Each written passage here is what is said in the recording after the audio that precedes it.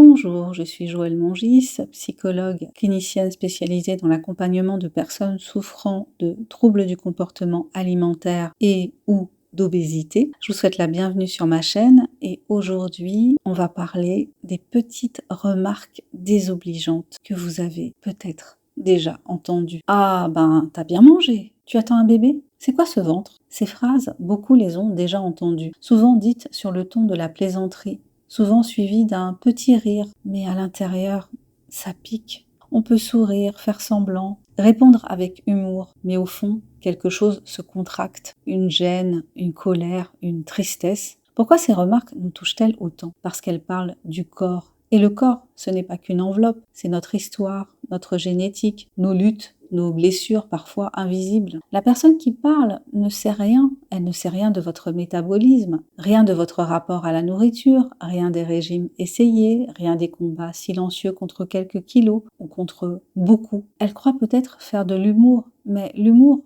sans empathie, devient une arme. Ce que ces remarques disent de l'autre. Souvent, ces paroles révèlent davantage celui ou celle qui parle que la personne visée. Elles peuvent traduire une adhésion forte aux normes de minceur, une difficulté à tolérer la différence, une projection de ses propres insécurités, un manque d'éducation émotionnelle ou simplement une banalisation sociale. La culture dominante valorise un idéal corporel précis, mince, tonique, maîtrisé. Un idéal largement façonné par les médias, les réseaux sociaux, la publicité. Mais cet idéal est-il universel? Est-il naturel? Est-il même réaliste? Non.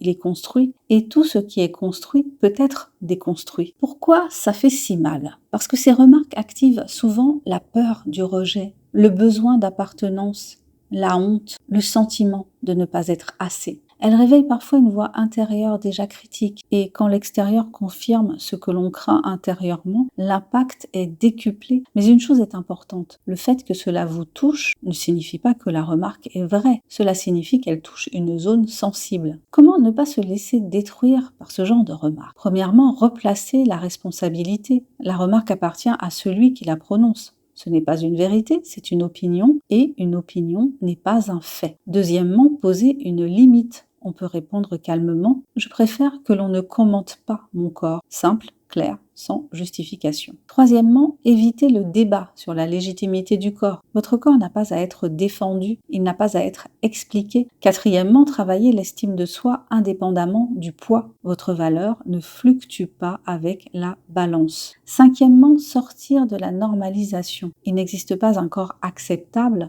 il existe des corps, point. Et si ces remarques déclenchent quelque chose de plus profond, parfois elles ne font pas que blesser, elles renforcent un rapport conflictuel à la nourriture, elles alimentent des restrictions, des compulsions, une obsession du contrôle. C'est là qu'une thérapie spécialisée dans les troubles du comportement alimentaire, TCA, peut aider. Une thérapie TCA permet de comprendre l'origine du rapport au corps, identifier les déclencheurs émotionnels, déconstruire les croyances liées au poids, apprendre à différencier image corporelle et valeurs personnelles, restaurer une relation plus apaisée avec l'alimentation. Elle aide aussi à renforcer les frontières psychiques, ce qui m'appartient, ce qui appartient à l'autre, et à construire une identité qui ne repose plus uniquement sur l'apparence. En conclusion, les remarques sur le poids ne sont jamais neutres. Elles s'inscrivent dans une culture qui surveille les corps, mais vous n'êtes pas obligé d'y adhérer, vous n'êtes pas obligé de vous y soumettre, et surtout, vous n'êtes pas votre silhouette. Votre corps est un lieu de vie, pas un objet d'évaluation publique, et si quelqu'un rit, vous avez le droit de ne pas rire. Je vous remercie si vous êtes allé jusqu'au bout de ce podcast. Si vous souhaitez entamer un travail avec moi autour de votre rapport à l'alimentation, n'hésitez pas à prendre contact. Vous avez mes coordonnées sur cette chaîne,